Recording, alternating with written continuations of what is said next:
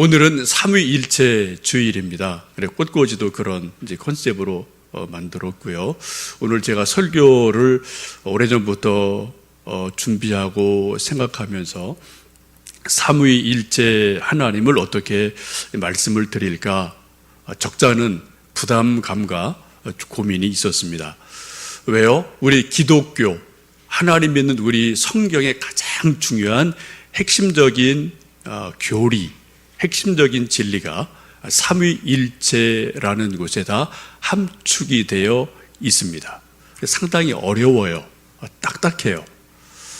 이 세상에 어느 누구도 삼위일체 하나님의 교리를, 그 신학을 완벽하게 이해한 사람은 아무도 없습니다.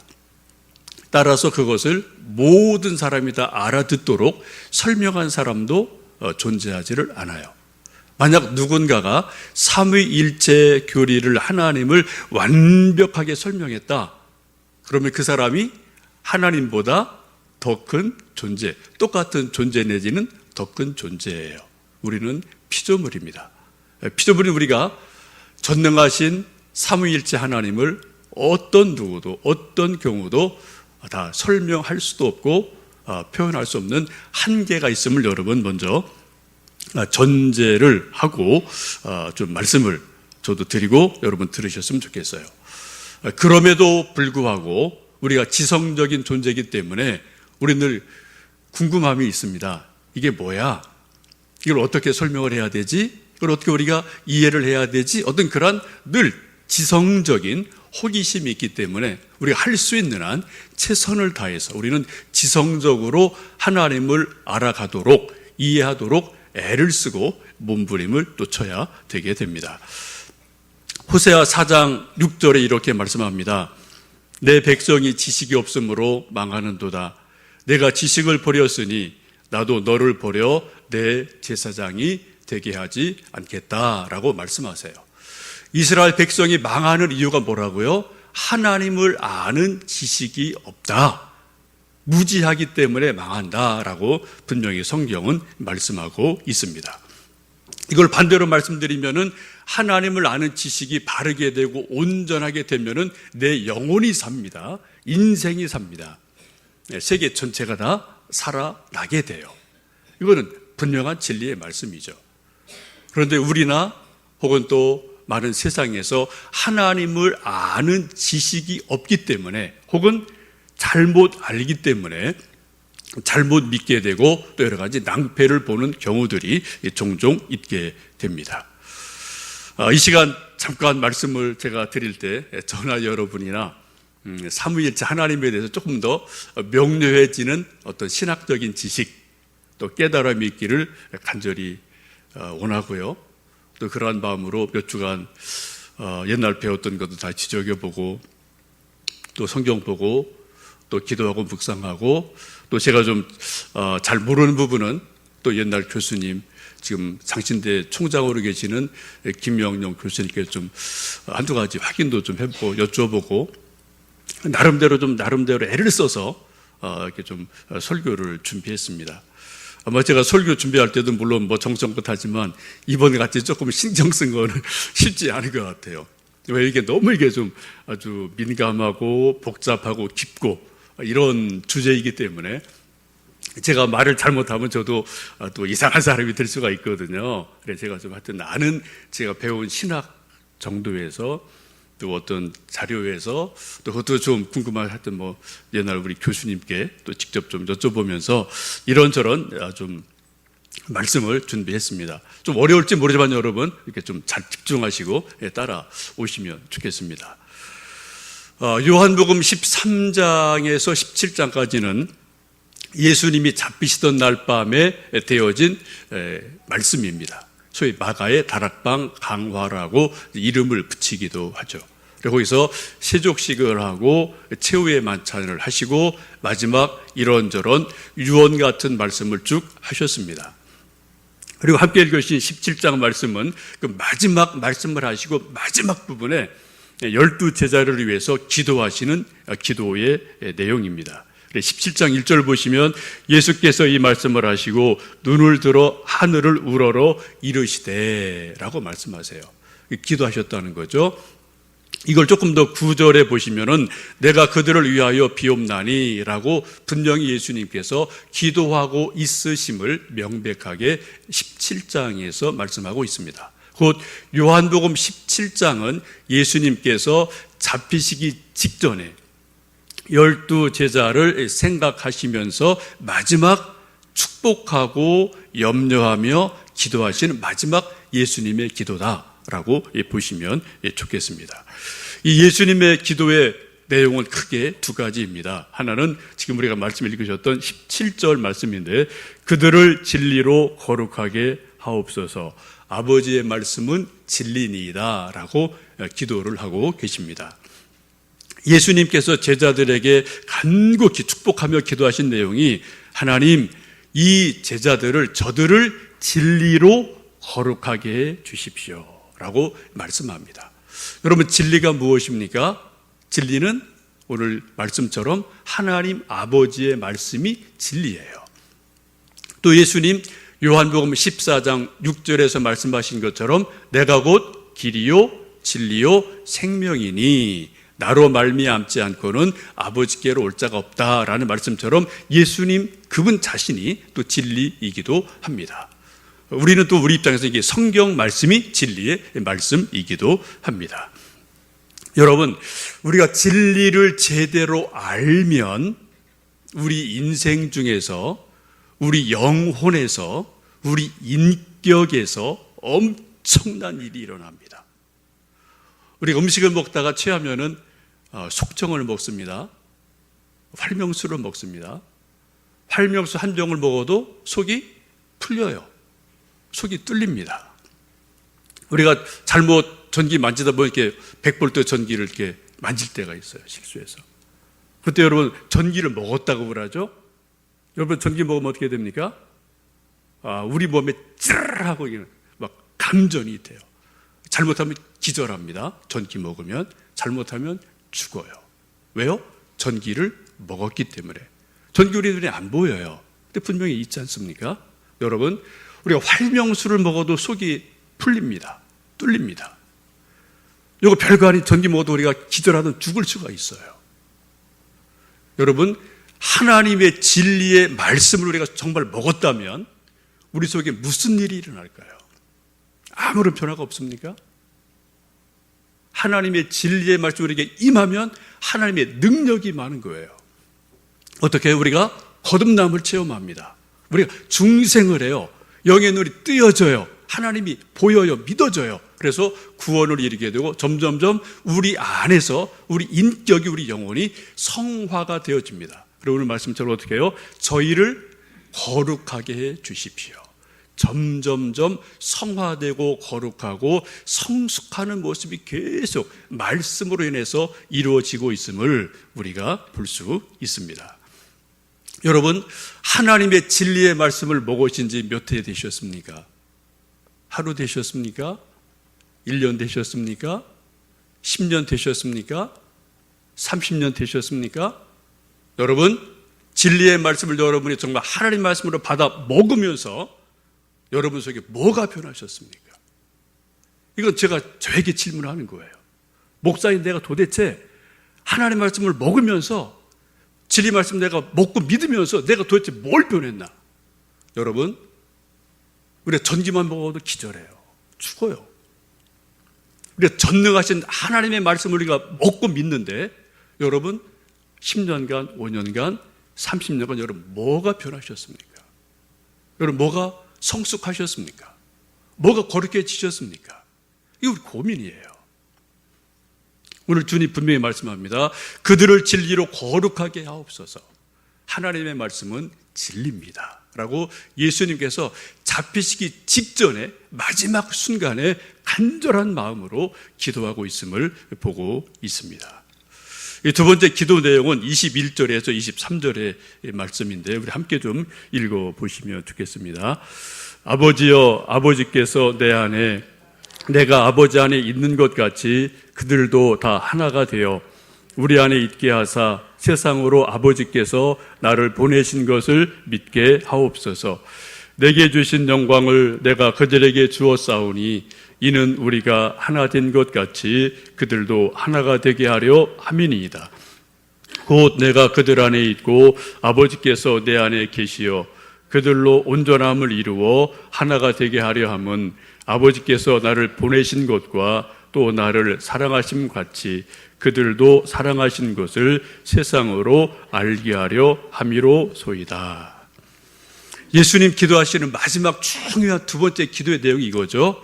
여기 계속 반복되는 단어가 뭡니까? 하나 되게 해주세요 라는 기도가 반복되고 있습니다. 어떻게 해요? 예수님이 하나님 아버지 안에 계신 것처럼, 하나님이 예수님 안에 계신 것처럼, 하나가 되신 것처럼 12 제자들도 하나가 되게 해주십시오 라는 기도가 예수님의 마지막 최후의 기도 내용입니다. 왜요?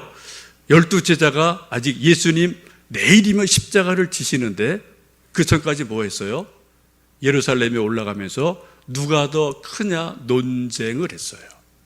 누가 예수님의 오른편에 앉느냐, 누가 예수님 왼쪽에 앉느냐, 누가 더 크냐, 누가 더 먼저 인정받느냐, 이 문제를 가지고 심각하게 지금 제자들 간에 갈등이 있는 것을 우리는 최후의 만찬급 말씀에서도 볼 수가 있잖아요. 예수님이 얼마나 마음이 처참하시고 답답하셨겠습니까?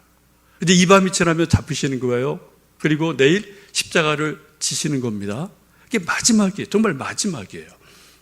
근데 지금 12 제자는 그런 걸 전혀 알지도 못하고 관심도 없고 오로지 누가 예수님 오른쪽에 앉느냐, 누가 왼쪽에 앉느냐, 누가 더 크냐, 자존심 싸움을 계속해서 하고 있거든요.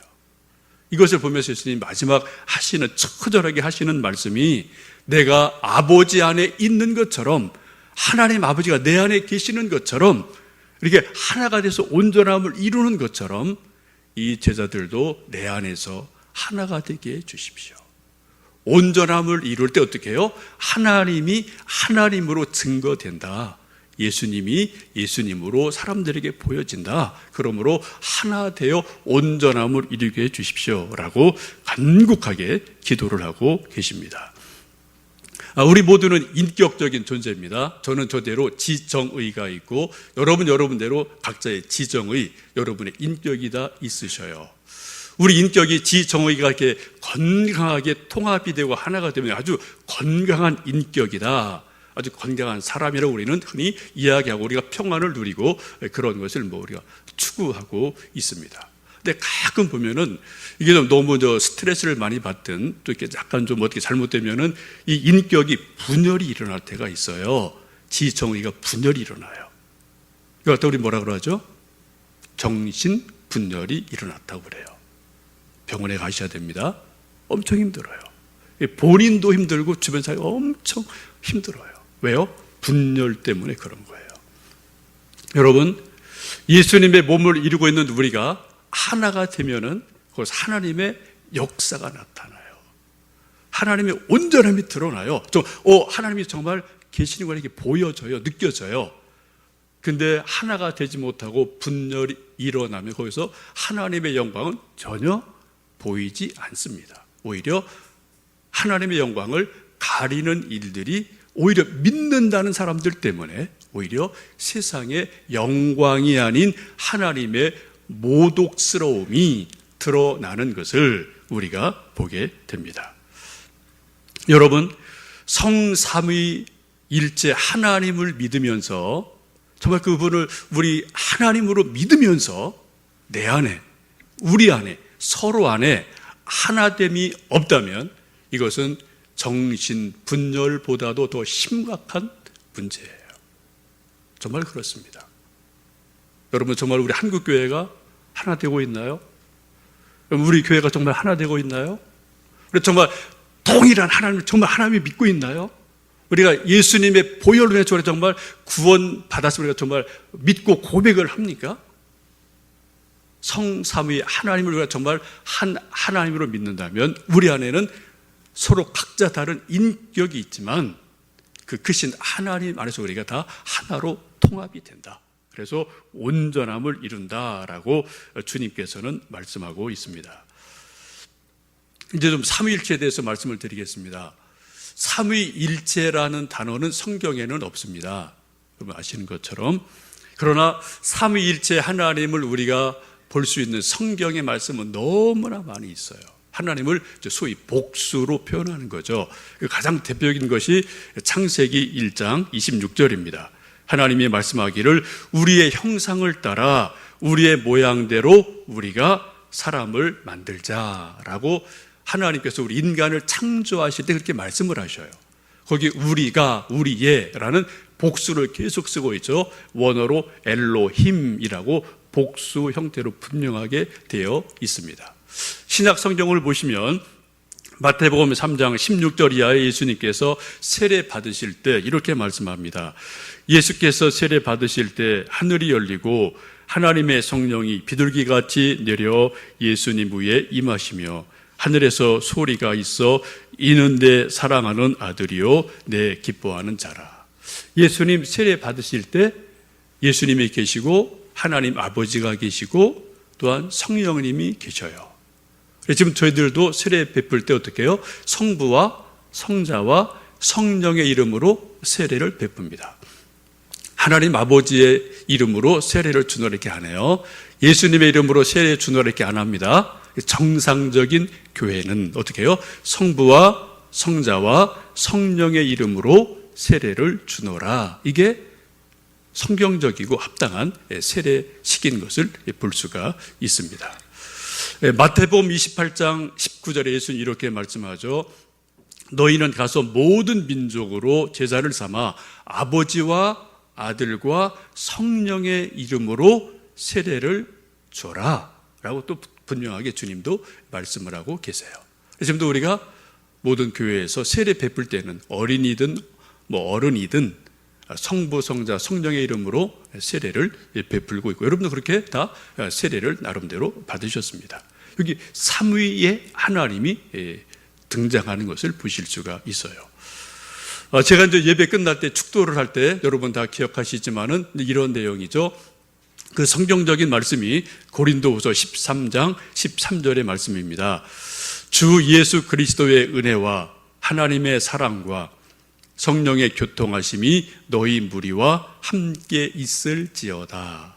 표현은 조금 다릅니다만 이 세 가지, 그죠? 예수님의 은혜, 하나님의 사랑, 성령의 감동하심, 이런 것이 이 성도에게, 교회에게 있기를 축도하는 것이 있어요. 축도할 때도 성삼위 하나님의 이름으로 축도를 하게 됩니다. 여기서 우리가 이제 혼란이 생겨요. 하나님 분명히 한 분이십니다. 그죠? 분명히 하나님 한 분이세요. 근데 성경을 보니까 또 제가 지금 말씀드린 것처럼 어디 세 분인가? 성부, 성자, 성령. 하나님이 한 분인데 또 세 분이라니 이게 도대체 뭐야? 이게 일신론이냐, 삼신론이냐? 이런 혼란이 여러분 좀 고민하다 보면 이게 나올 수밖에 없어요. 근데 세 가지를 말씀드립니다. 일신론, 삼신론, 삼위일체, 이걸 제가 이제 말씀을 드릴 거예요. 여러분, 삼신론은 분명히 이건 이단이죠, 그죠? 하나님이 세 분이다, 삼신이다, 이거는 말이 안 되는 거예요. 이거는 뭐고 대번 알 수가 있어요. 근데 일신론 하면 우리가 약간 혼란이 생기게 됩니다. 하나님은 분명히 한 분이셔요. 그런데 성경이 말씀하는 것은 정통 신학이 우리가 또 믿고 있는 하나님은 그냥 하나님 한 분인 일신론이다가 아니라 그것을 더 넘어가서 좀 더 명확하게 말씀드리고 분명하게 말씀드리면 삼위일체의 하나님을 우리는 믿습니다. 이게 비슷한데 약간 다르죠? 여기서 우리가 혼란이 올 수가 있어요.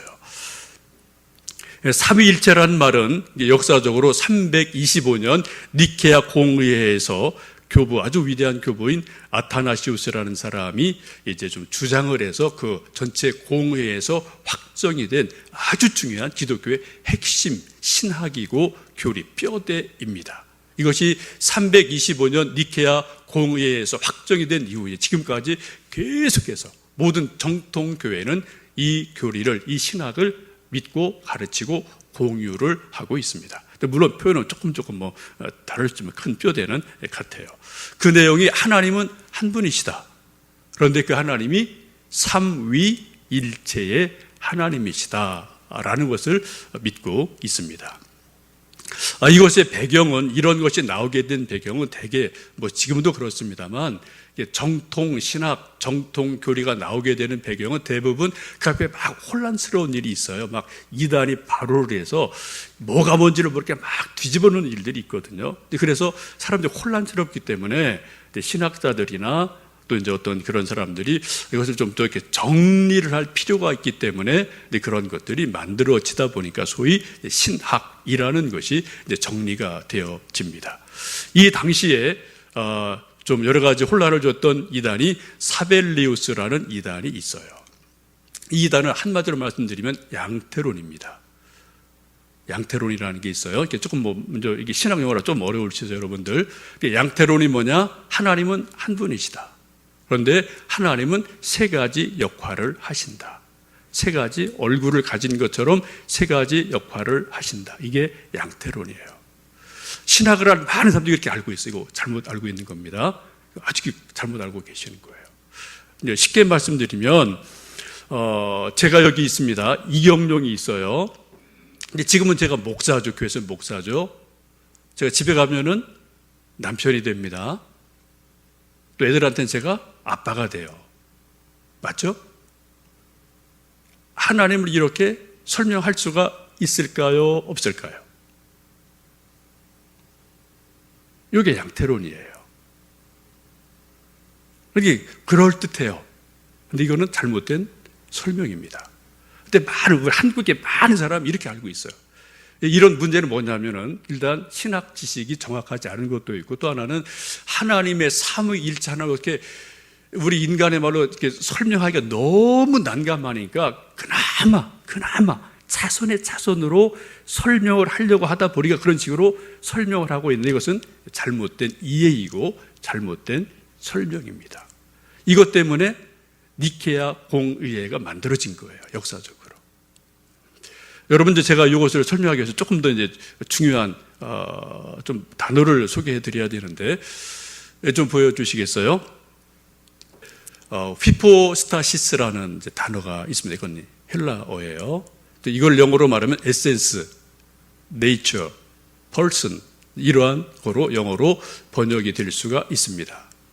이것을 또 우리말로 말하면은 이제 본질이라고 이제 말할 수가 있습니다. 이 단어와 그 밑에 있는 프로소폰이라는 단어가 있는데 이것은 영어로 말하면 이것은 페르조나라는 단어이죠. 페르조나 여러분 말하신 것처럼 가면이라는 단어예요. 이 두 단어가 별것 아닌 것 같은데 정통과 이단을 나누는 가장 중요한 단어가 저거예요. 이게 바로 니케아 공의회에서 논쟁을 한 것도 바로 저 단어입니다. 우리 하나님을 표현할 때 우리 어차피 인간의 말로 표현을 해야 하잖아요. 그죠? 인간의 단어로, 우리 인간의 언어로 표현을 해야 되는데 하나님을 표현할 때 삼위일체 하나님 표현할 때 저 휘포시스타시라는 말이 맞느냐 아니면은 프로소폰이라는 단어가 맞느냐 이것을 가지고 엄청나게 논쟁을 했습니다. 결국은 수많은 사람이 기도하고 성경을 읽고 또 연구하고 해서 결국 내린 결론은 휘포스타시스라는 표현이 맞다. 프로소폰이라는 단어는 잘못됐다라는 결론을 내린 것이 니케아 공의의 결론이고 그것이 정통 교리로 우리에게 지금까지도 이어져 오고 있습니다.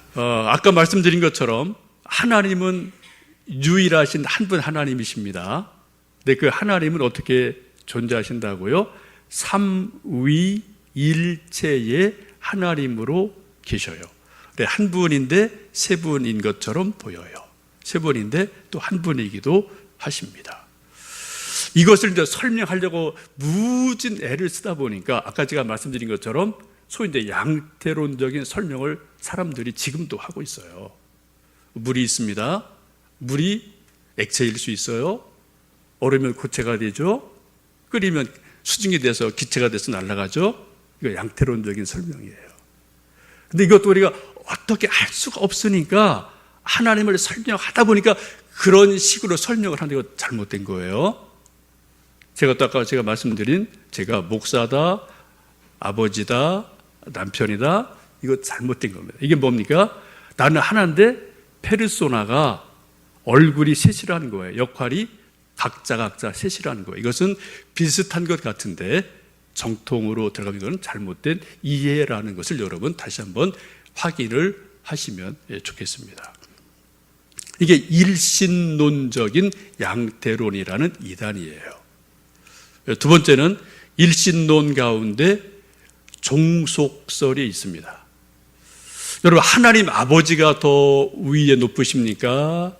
예수님이, 성자 예수님이 높으십니까? 동일하십니까? 성령 하나님이 어떻게 되실까요? 하나님 아버지, 성자 예수님, 성령님, 누가 1등, 2등, 3등, 어떻게, 순서가 어떻게 돼요, 여러분? 동일하죠? 근데 많은 잘못된 사람들은 이것을 하나님 아버지, 성자 아들 예수님, 또 성령님, 이걸 순서로 보는 그러한 오류를 범할 수도 있어요. 이게 뭐예요? 종속됐다는 거예요. 아버지한테 아들이 종속됐다. 그렇게 보는 그러한 잘못된 그러한 견해들이 있습니다. 또 하나는 일신론을 하나님을 믿으면서도 이제 잘못된 것인데, 이것이 또 하나 이제 유대교 혹은 여호와의 증인이 이러한 오류를 범하고 있는데, 그것은 하나님 분명히 믿어요.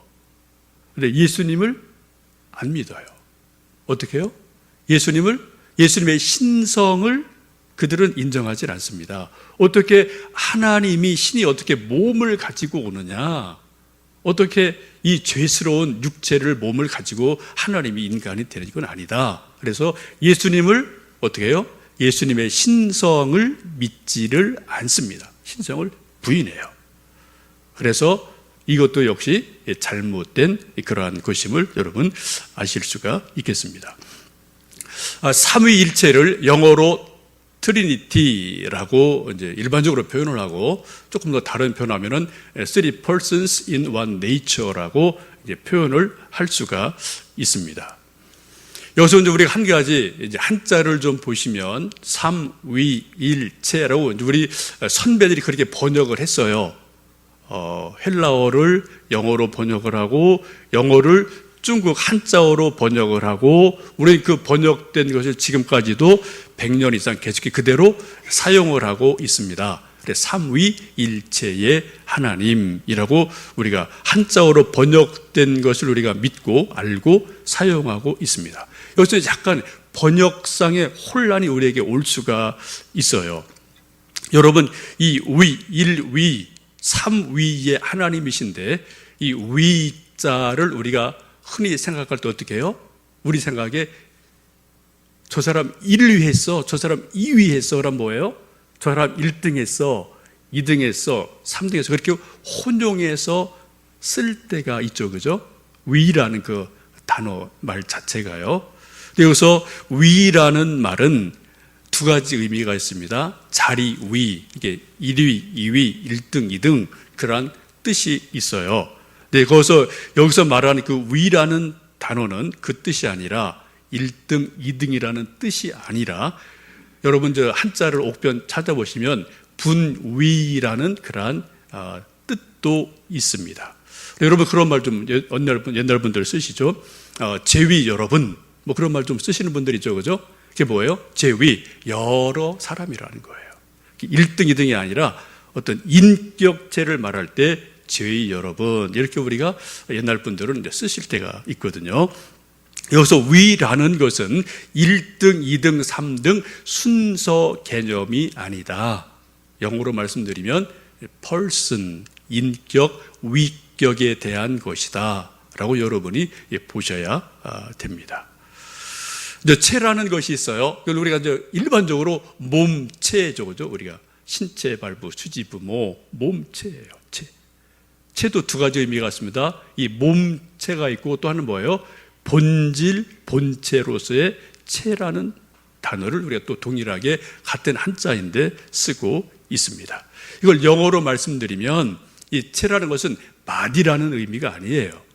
아까 말씀드렸듯이 이것은 nature라는 그러한 의미를 가지고 있는데 이것을 굳이 한자어로 번역을 하다 보니까 이것이 체라는 단어로 번역이 되어 있습니다. 이것을 좀 이게 제가 설명을 드리기 참 어려운 일이 있어서 한번 도표로 잠깐 좀 설명을 드리면, 여러분 이런 거 뭐 그림 좀 보신 적이 있을 겁니다. 이것도 100% 완벽한 도표는 절대 아니에요. 우리 인간이 할 수 있는 최선의 지성을 가지고 나름대로 설명을 하다 보니까 여기까지 할 수 있다는 거예요.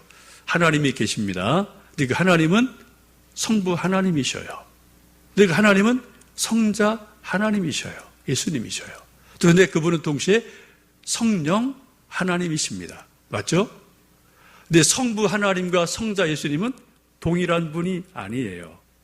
성부 하나님과 성령 하나님은 동일한 분이 아닙니다. 각자 다른 인격적인 독립성을 가지고 계신 분들이에요. 예수님과 성령님도 각자 다른 독립성을 나름대로 가지고 있는 분들입니다. 이해가 되십니까? 혼란스럽죠? 네. 그래서 그런 것을 이제 우리 인간이 설명할 수 있는 그래도 간단한 그림으로 그려놓은 것이 이제 저 정도의 그림이고, 아직 저거보다 더 잘 그려진 그림은 아직은 없어요.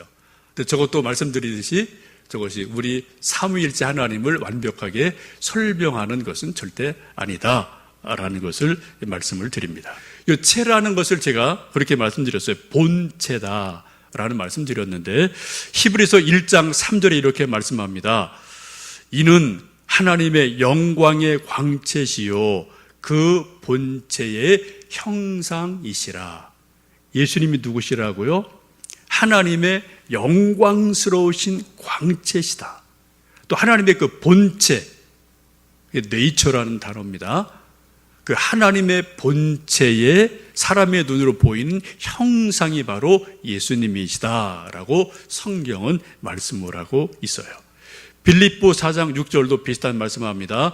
그는 근본 하나님의 본체시나 하나님과 동등됨을 취할 것으로 여기지 않으셨다라고 말씀하세요. 예수님이 어떤 분이라고요? 그 본체가 하나님과 같다. 그러나 다르시다라고 성경은 말씀하고 있습니다.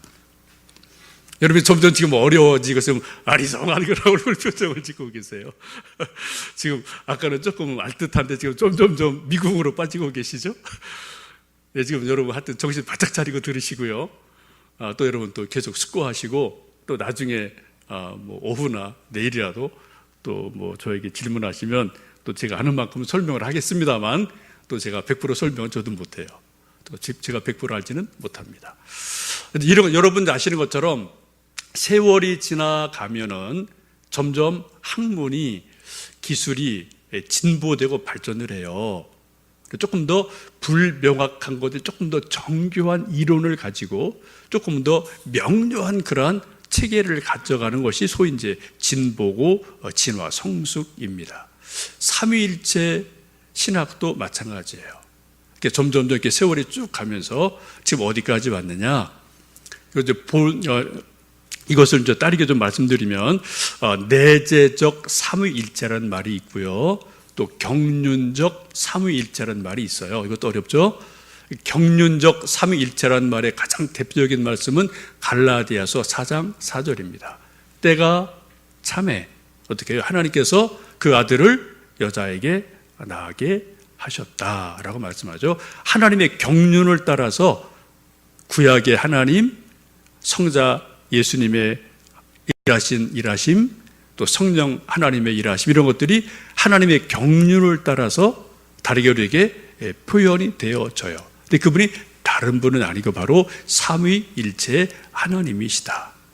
근데 이런 것을 이제 가장 잘 이제 다 종합해서 말씀드릴 수 있는 그 표현이 바로 이제 마지막 제가 말씀드리는 것은, 바람직한 것은 상호 통제로서의 삼위일체론이라는 것을 말씀을 드리고 싶어요. 이것이 현대 신학에서 가장 최근에 결론을 내릴 수 있는 그런 것이 이 표현입니다. 여기 보면 페리코레시스라는 좀 어려운 단어가 있어요.